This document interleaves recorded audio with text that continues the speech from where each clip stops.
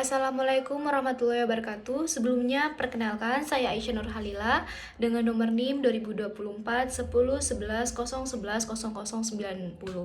Pada kesempatan kali ini, saya akan membahas mengenai objek dan metode pendekatan ilmu negara, perbandingan ilmu negara dengan ilmu politik, serta relevansi ilmu negara dengan hukum tata negara dan hukum administrasi negara. Yang pertama yaitu ada objek ilmu negara. Ilmu negara adalah cabang ilmu yang mempelajari negara secara umum, baik mengenai hakikat, asal-usul, tujuan, fungsi, maupun unsur-unsur yang membentuk suatu negara.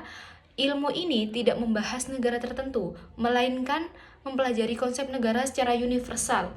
Objek ilmu negara dibedakan menjadi dua, yaitu A. Objek material, B. Objek formal. Jadi untuk objek material ini adalah segala sesuatu yang menjadi bahan kajian ilmu negara, yaitu negara itu sendiri. Pembahasannya meliputi pengertian negara, terbentuknya negara, unsur-unsur negara, serta tujuan negara, dan fungsi negara, bentuk negara, dan juga bentuk pemerintahan, serta hubungan negara dengan warga negaranya. Untuk yang objek formal adalah cara pandangan atau sudut pandang dalam mengkaji negara. Ilmu negara mempelajari negara secara teoritis, abstrak, dan umum untuk menemukan prinsip-prinsip dasar yang berlaku bagi semua negara pada terikat pada kondisi atau suatu negara tertentu. Yang kedua yaitu ada metode pendekatan ilmu negara. Dalam mempelajari ilmu negara digunakan beberapa metode pendekatan. Di antaranya yaitu ada metode filosofis. Jadi metode ini mengkaji negara berdasarkan pemikiran pada filsuf mengenai hakikat negara, tujuan negara, keadilan, kekuasaan, serta hubungan negara dengan masyarakat. Terus ada juga metode historis. Metode historis ini mempelajari perkembangan negara dari masa ke masa sehingga dapat diketahui bagaimana konsep negara berkembang sesuai dengan perubahan zaman. Terus juga ada metode yuridis. Metode yuridis ini menelaah negara berdasarkan hukum yang mengatur penyelenggaraan negara, terutama konstitusi dan berbagai peraturan perundang-undangan. Terus juga ada metode sosiologis. Jadi untuk metode sosiologis ini, pendekatan ini melihat negara sebagai bagian dari kehidupan masyarakat. Fokusnya pada hubungan antara negara dengan masyarakat serta pengaruh kondisi sosial terhadap penyelenggaraan negara. Terus yang terakhir ada metode komparatif. Jadi yang dimaksud dengan metode komparatif ini dilakukan dengan membandingkan sistem ketenagaraan berbagai dengan negara untuk mengetahui persamaan, perbedaan, kelebihan, dan kekurangannya. Terus yang ketiga, di sini ada perbandingan ilmu negara dengan ilmu politik. Walaupun sama-sama mempelajari negara, ilmu negara dan ilmu politik memiliki fokus yang berbeda. Jadi untuk ilmu negara ini sendiri membahas teori dasar mengenai negara serta pengertian negara dan tujuan negara, fungsi negara, unsur-unsur negara, serta bentuk negara secara umum.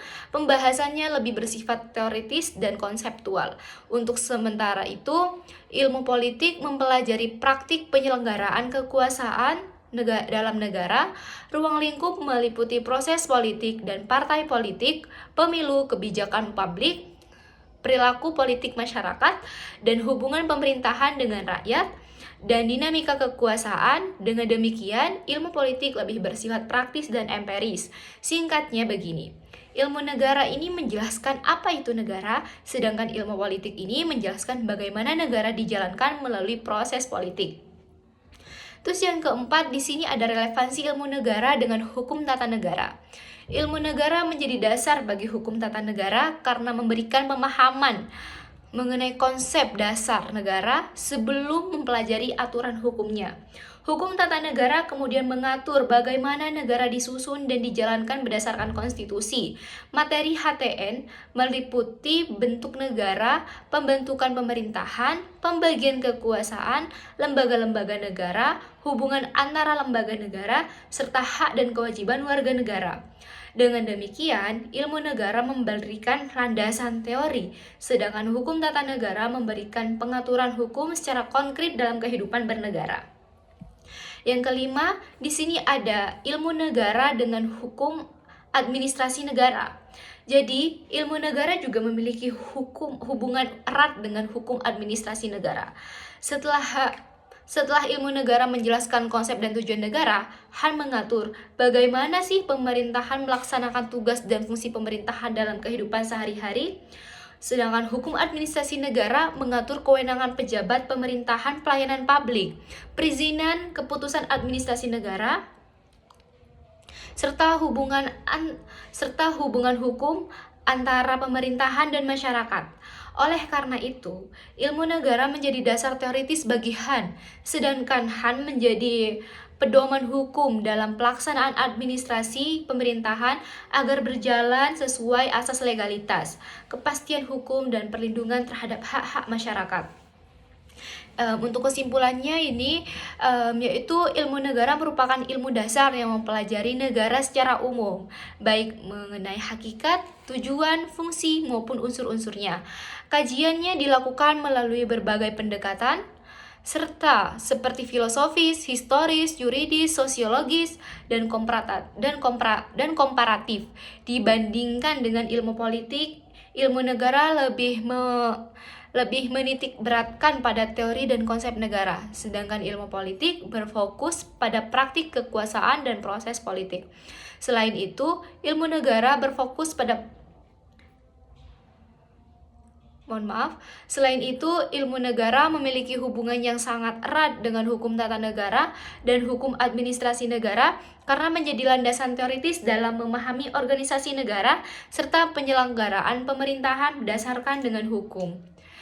Sekiranya itu saja yang dapat saya sampaikan. Kurang lebihnya mohon maaf. Wassalamualaikum warahmatullahi wabarakatuh.